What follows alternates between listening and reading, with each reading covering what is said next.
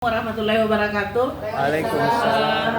Kembali saya akan memaparkan laporan kegiatan. Ini sebenarnya sudah saya tampilkan sebelumnya. Jadi ini kegiatan yang berulang. Berharap itu dulu naik, tidak naik ini, tetapi alhamdulillah. Baik, dengan judul Transformasi Pembelajaran Mendalam Berbasis Digital di SD Negeri 6 Blacadi, Tradisi 6. Dilatar belakangi oleh pendidikan abad 21 yang menuntut perubahan paradigma pembelajaran. Kemudian fokus tidak hanya pada pengetahuan tetapi juga karakter dan kompetensi abad 21. Pembelajaran mendalam mendorong peserta didik aktif, berpikir kritis dan reflektif. Ini barangkali yang paling penting sekali. Anak-anak dituntut untuk lebih aktif, berpikir praktis. Kemudian yang terakhir adalah pemanfaatan teknologi digital menjadi sarana inovasi pembelajaran. Kenapa saya mengangkat judul ini? Karena alhamdulillah dari tahun ke tahun pemerintah selalu hampir memberikan fasilitas kepada kita itu tentang digital. Baru-baru ada lagi PID yang tadi dijelaskan oleh Pak Fasil, yang hari itu saya mendapat bocoran bahwa di bulan 2 itu ada lagi tambahan 2 unit. Iya, belum ya? Iya, ada tambahan. Saya bilang kapan? Dia bilang insya Allah bulan 2, tunggu A1. Dik, A1 Iya. Semoga A1. Ini aja semoga anak. Yang penting kan angin segar itu. Kemudian permasalahan di awal yang saya sudah menjelaskan dulu bahwa setelah saya mencermati apa yang dilakukan oleh teman-teman guru di sekolah yang masih masih dominan di yang tempodoloe, yang ceramah. Jadi itu yang mau diubah pola pikirnya dengan memanfaatkan fasilitas yang ada. Pemanfaatan TIK belum optimal dalam pembelajaran, kemudian siswa cenderung pasif. Bisa dibayangkan ketika kita cuma ceramah nih mau ribau lau-lau ngapa. Kemudian dengan pembelajaran digital ini berharap siswa lebih aktif lagi. Tujuan program kayaknya ini yang saya tidak ubah Pak Dik. Yang kita iya, tujuan program mengembangkan pembelajaran mendalam yang berpusat pada siswa, meningkatkan kompetensi guru dalam pembelajaran berbasis digital, membangun ekosistem sekolah adaptif terhadap teknologi dan menumbuhkan budaya reflektif dan kolaboratif antar guru. Ini harusnya di sini mampu. Saya lupa edit, mohon maaf. Kemudian hasil yang diharapkan dari program ini adalah guru mampu setelah melakukan program ini mampu mengintegrasikan teknologi dalam pembelajaran digital. Jadi teknologi dalam pembelajaran. Kemudian terbentuk komunitas belajar digital guru, meningkatkan motivasi dan kreativitas siswa, keaktifan siswa serta pembelajaran menjadi lebih menarik, bermakna dan kontekstual. Tahapan laporan kegiatannya ada akses, menilai kebutuhan dan kondisi awal guru dan siswa, kemudian desain, implement dan misal. Pada tahapan akses ini, jadi kami melaksanakan observasi dan wawancara kepada guru, kemudian identifikasi pembelajaran yang masih berpusat pada guru, teacher center, kemudian analisis kebutuhan peningkatan literasi digital guru. Pada tahap desain, jadi kami melaksanakan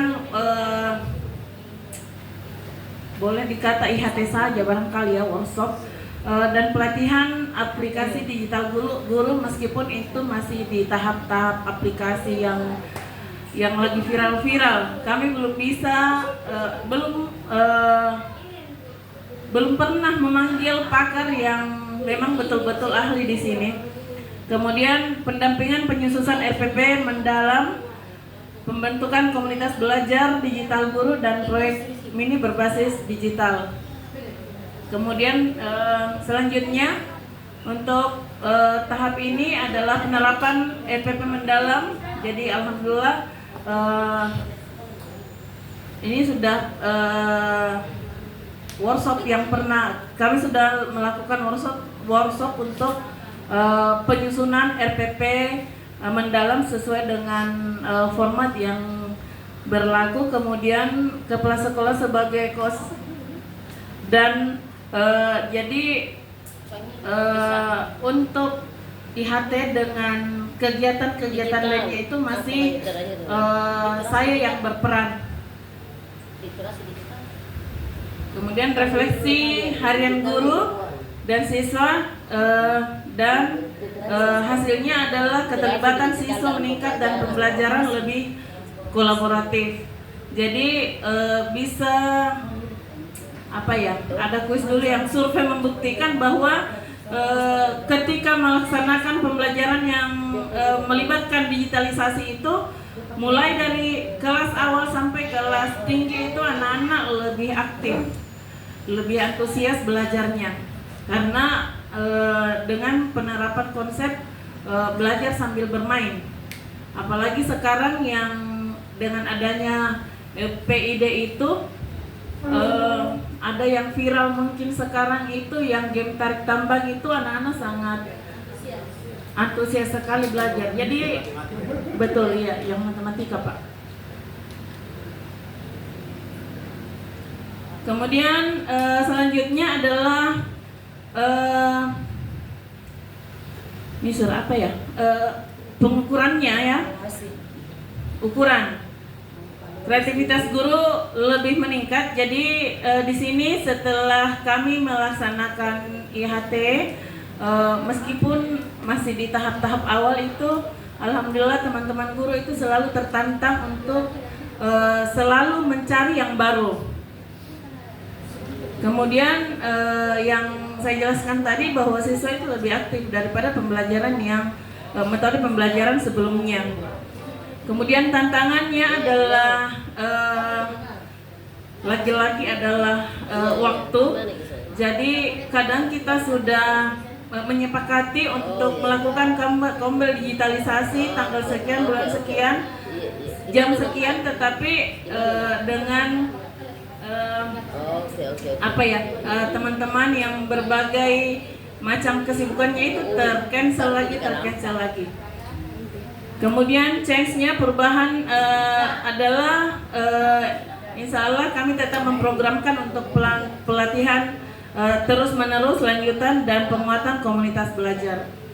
Hasil dan dampak program.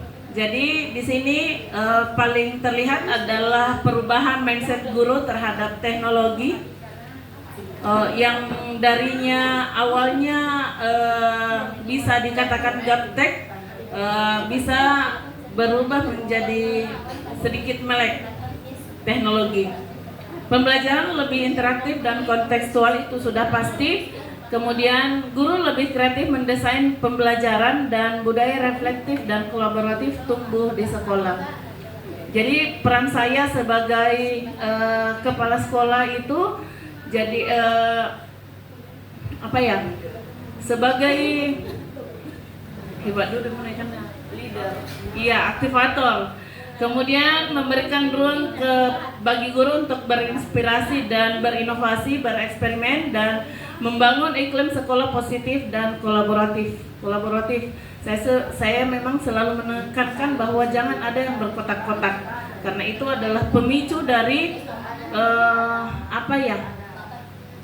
ada sedikit kalau kita berkotak-kotak gitu ya, yang disampaikan sampai hasil itu ada kesenjangan. Jadi mari kita satu tim Saran dan tindak lanjut. Jadi saran bagi guru kami di sekolah itu supaya tetap meningkatkan kompetensi digital. Kemudian bagi saya sendiri dorong inovasi dan pendampingan yang berkelanjutan. Bagi sekolah sediakan. Jadi ini penyediaan sarana TIK alhamdulillah sudah terpenuhi. Jadi selain sarananya, jaringan juga alhamdulillah sudah mendukung. Jadi memang ini sudah bagus sekali untuk diterapkan.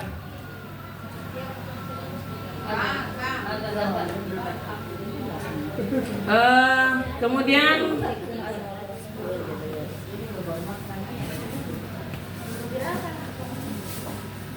yang terakhir adalah penutupnya.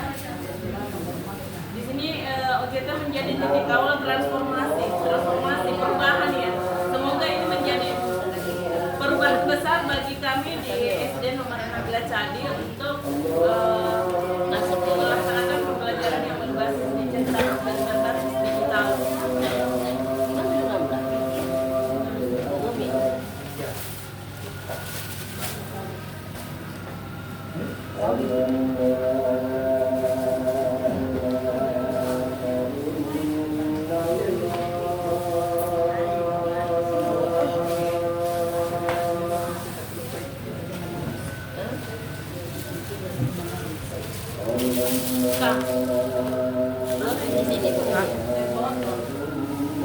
Apa? Oh iya, remote kan jadi bukan gimana? Nai. Yuni.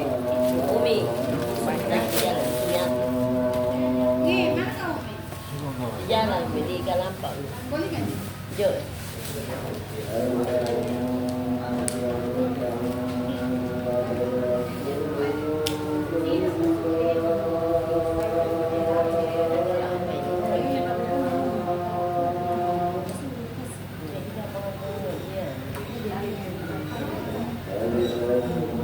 Silakan sambil mencicipi bisa diobservasi. Terus sini sana. Yang kembali Pak. Lanjut website.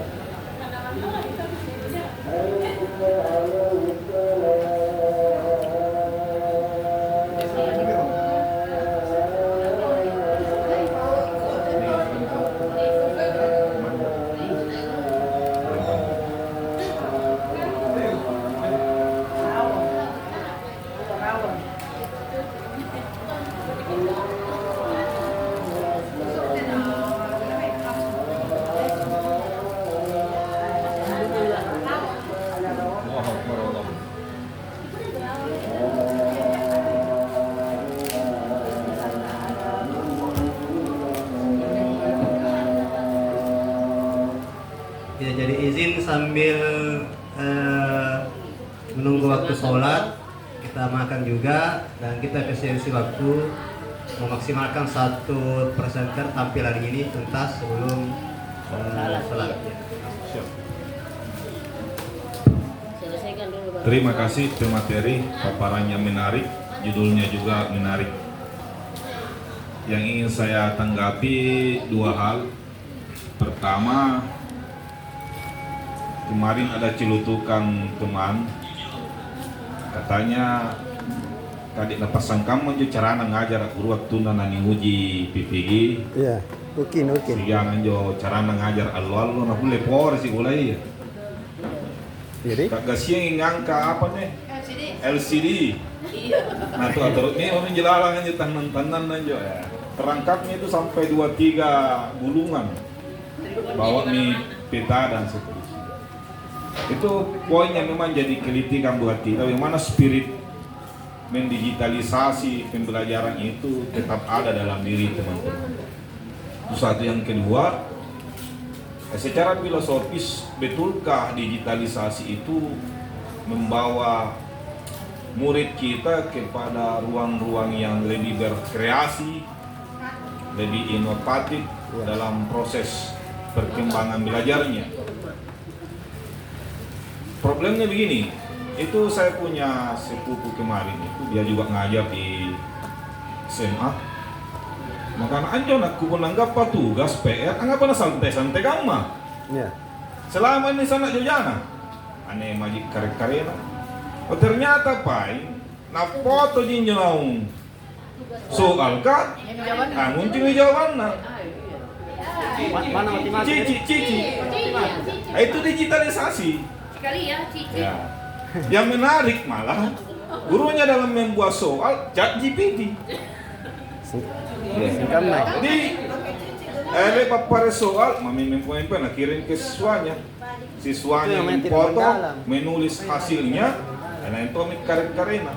Jadi yang baku bertanya sebenarnya ini adalah Amerika dan Cina, antara ChatGPT dengan Cici itu tadi. Gurunya santai, muridnya santai tuh dia naga sih karena tuh dia cara dia menanggapi keadaan.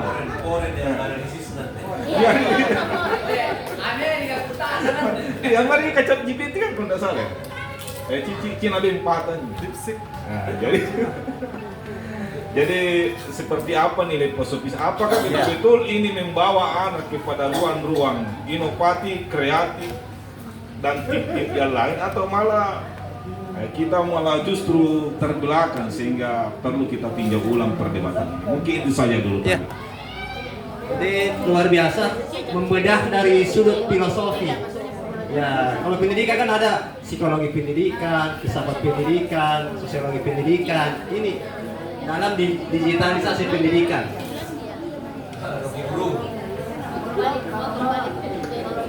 Ya. Terima kasih Pak.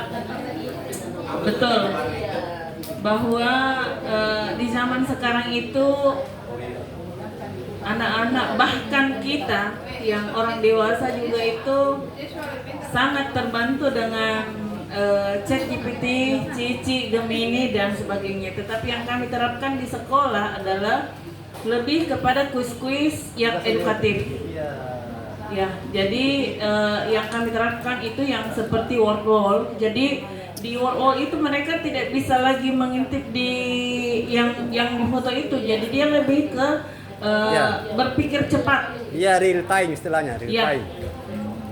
Itu kemudian ada kemudian masih di kuisis, jadi bukan memberikan pertanyaan dalam bentuk narasi kemudian coba jelaskan ini, jadi lebih ke kuis yang mengedukasi seperti itu Pak. Itu yang baru kami terapkan. Kemudian untuk soal-soal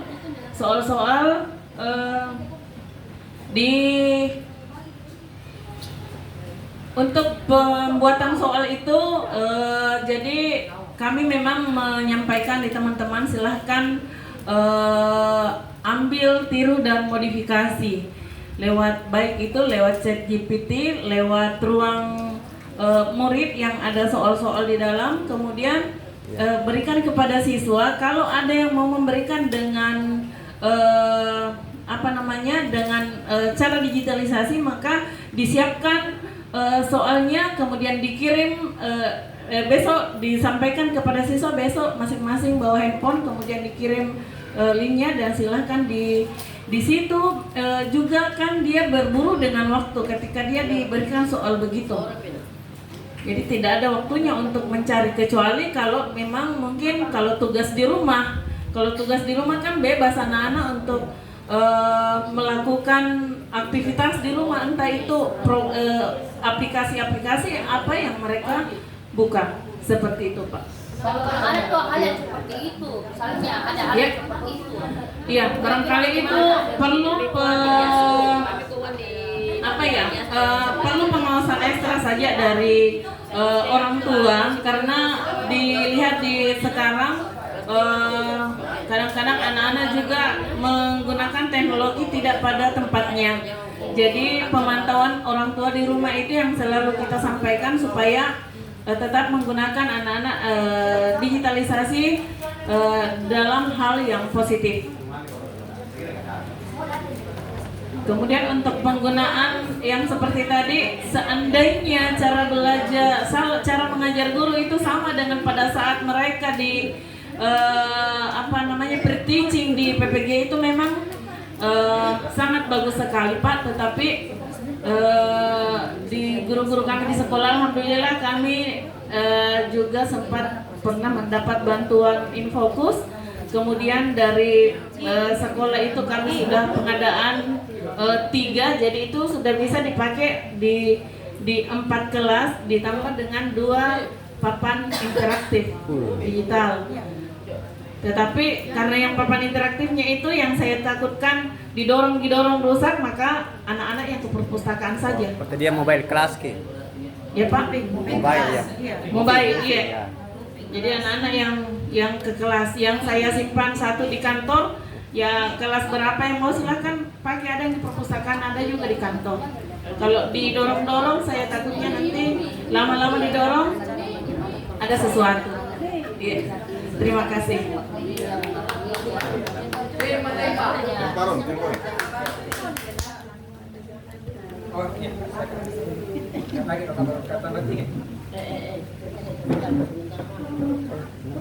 Ada suara apa? Tadi. Bismillahirrahmanirrahim. Saya tertarik tadi ada yang ditampilkan oleh Ibu Asriani, komunitas belajar digital guru. Ini yang ingin saya tanyakan di sini, bagaimana bentuk penerapannya di sekolah? Apakah dipilah guru yang sudah mahir di digital atau bagaimana bentuk penerapannya di sekolah? Ya, makasih.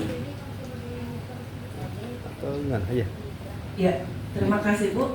Jadi komunitas digital guru yang kami lakukan di sekolah itu, yang pertama adalah kami duduk bersama dulu. Kami duduk bersama, kemudian setelah itu di situ kami melakukan workshop. Jadi yang pertama kali saya lakukan pada saat itu adalah penyusunan RPP mendalam. Penyusunan RPP mendalam, masing-masing ada Chromebook di depannya. Saya jelaskan caranya, kemudian setelah itu di pengeditan, baru teman-teman yang agak-agak kurang dalam digitalisasinya, yang tidak juga gaptek ya, itu baru melaksanakan pengeditan dengan tutor sebaya. Jadi saya bilang sama teman-teman, bantu lihat teman yang ada sedikit kendalanya di pengeditan. Kemudian selanjutnya seperti itu. Jadi di wall juga kami duduk bersama dulu, kemudian siapa yang tidak bisa nanti itu yang diborongi dulu sampai bisa. Baru diaplikasikan di kelas. Ya. Duduk bersama dulu, dilihat dia siapa yang kesulitan, baru diborongi diajar. Diborongi diajar. Ya, kolaborasi ya. Begitu. Ya. Closing. Ya, ini Mas sedikit. Tadinya saya sudah berencana mau langsung ke masjid, tapi pertanyaannya Ustaz Hamsa ini menarik sekali. Betul. Terkait pemanfaatan digital itu tadi. Guru bikin soal pakai ChatGPT, siswa jawab pakai ChatGPT. Akhirnya yang terjadi Amerika dengan Cina tanya jawab. Ya. Luar biasa itu sebetulnya. Itu sangat dalam gitu analisis. Iya. Jadi saya mau katakan begini. Itu yang terjadi. Teknologi digital ini hanya tools, alat. Karena dia hanya tools, maka kita sebagai manusianya yang menjadi pengendali. Iya, betul. Ya. Termasuk dalam pemanfaatan ChatGPT, ya, tidak salah. Bahkan di sekolah saya justru anjurkan penggunaan itu. Pertama untuk efisiensi, yang kedua memang sangat membantu. Tetapi guru tetap sebagai pengambil keputusan dalam memilih mana yang mau diambil. Misalnya kita suruh bikin soal, jadi kita kasih soal tentang karena tujuan pembelajaran dimasukkan di dalam prompt, kemudian setelah ChatGPT kasih soal, ya tetap guru harus punya kemampuan untuk menilai soal itu layak digunakan atau tidak. Disitulah peran kita sebagai penuntut. Jadi jangan langsung ambil telan mentah-mentah soalnya. Itu. Iya, artinya apa yang disarankan oleh ChatGPT itu kita harus tetap punya kemampuan untuk menilai, mengevaluasi saran itu. Apakah saran itu sesuai dengan karakteristik sekolah kita atau tidak? Sesuai dengan karakteristik peserta didik kita atau tidak? Nah, jadi tidak salah penggunaan teknologi, tetapi tetap manusia menjadi pemimpin, tetap sebagai penentu. Nah, jadi kalau dulu istilahnya ada istilah the man behind the gun, ya kan? Senjata itu ditentukan oleh manusia yang ada di belakangnya. Nah sekarang the man behind the AI, manusia tetap menjadi penentu di balik pemanfaatan AI. Dan kalau soal-soal itu kontekstual, itu saya yakin Cici tidak bisa jawab. Kalau soalnya kontekstual, yang bisa dijawab oleh AI hanya soal-soal yang prosedural, yang sifatnya pengetahuan atau ingatan. Iya. Itu saja yang bisa dijawab oleh Cici. Tapi pengalaman ada pada manusia. Iya. Tapi kalau soal itu kontekstual, itu Cici nggak bisa jawab. Oleh karena itu disarankan kepada teman-teman, kalau mau kasih soal untuk tugas dia kerjakan di rumah, jangan kasih soal yang di C1, C2. Kasih analisis. Iya, harus yang Analisis. Iya, analisis. Karena kalau hanya soalnya di tahap C1 dan C2 ya mudah saja, jangan kecicik. Meta saja bisa jawab. Iya. Iya, sedikit Pak Fran. Kemarin ada pengalaman sama teman guru saya tentang pemakaian School ID. Karena School ID itu kan kemarin kita materi-materi dengan soal-soal itu diambil. Dia bilang begini, guru-guru, Dede Bu, sama sih, karena itu anak-anak sekarang gampang untuk menjawab. Jadi di dalam pembelajaran mendalam ini, Bu, yang mana sebenarnya ini anak yang justru kita perlu dia memahaminya, memaknainya, karena ini anak-anak cuma menggugurkan kewajibannya untuk menjawab. Terus kita ini mau anak-anak ini paham, memahami dan memaknai ini anak-anak yang dia. Iya. Jadi masalahnya itu sebetulnya ada di motivasi intrinsik.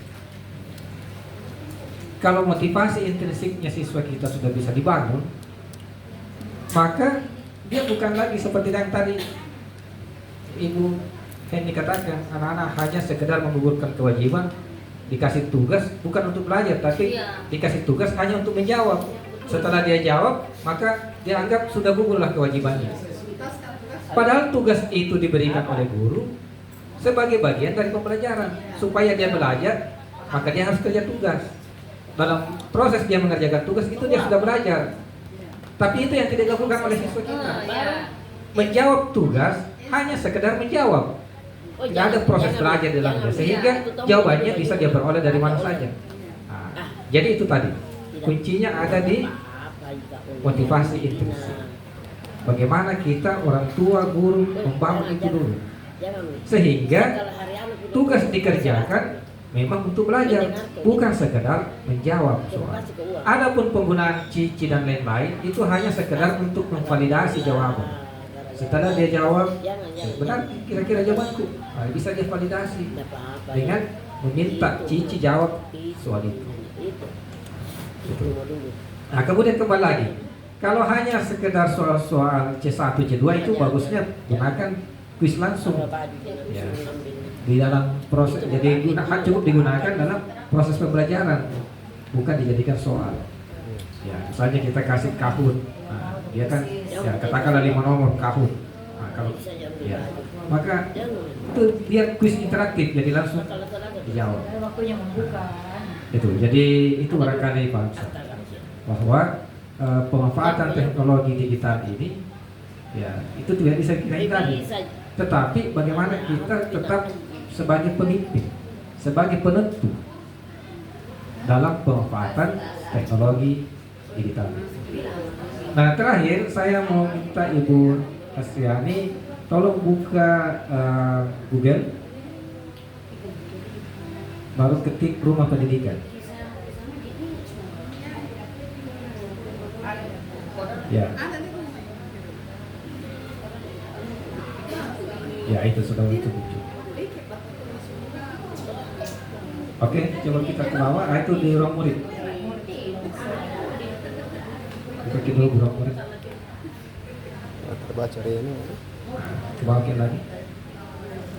Ya, ke sumber belajar kiri ya.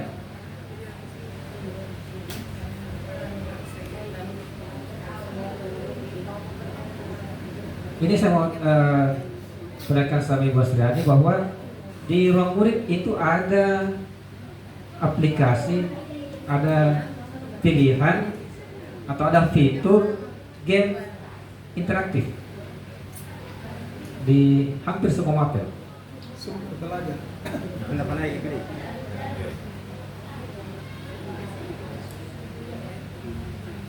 Jadi ada Lab Maya, ada game interaktif di hampir semua mapel. Ya, tidak semua mapel ada Lab Mayanya, tapi sepertinya kalau game interaktif itu semua mapel ada. Semua jenjang mulai PAUD sampai SMA. Dan itu bisa kita filter, misalnya kelas 6 SD, nah ada mata pelajaran apa, nah, materinya apa, ada. Nah, hanya ini yang lambat, ya, oke, sudah terbuka. Coba ke bawah, itu ada game edukasi ya, itu. Ya, saya pilih dulu mapel, katakanlah matematika, itu. Di sini, mata pelajaran, ya, matematika. Jerat ya kalau pilih mapel. Ya. Ini game edukasi akan sangat bagus kalau kita kenakan itu PID. Jadi anak bisa langsung drag and drop. Jadi dia isi pindah-pindah gambar. Bersambung ya. Ini kendala jaringan jadi, tapi itu nanti Bapak Ibu Astriani eksplorasi di situ di game edukasinya sangat bagus. Iya, masuk di game edukasi. Dia akan terpilih dari situ beberapa. Iya, itu sudah dipilih kelasnya, kelas 1. Nah, gitu. Pilih mapel, baru pilih eksplorasi materi. Ya, mulai eksplorasi coba. Dipilih kapan kelasnya dulu? Nah, Ada jaringan. Tadi pilih kelas dulu baru iya, eksplorasi. sudah tidak lancar ke jaringan tertutup. Iya.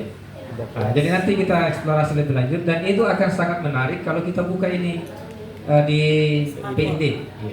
Jadi dia itu kan bisa dibuka, bisa diinstal dulu aplikasi rumah pendidikannya, bisa juga di-share seperti tadi. Diketik saja di Google-nya itu PID rumah pendidikan, baru kita login di situ, buka ruang murid, cari game edukasi. Nah, itu sangat menarik buat anak-anak.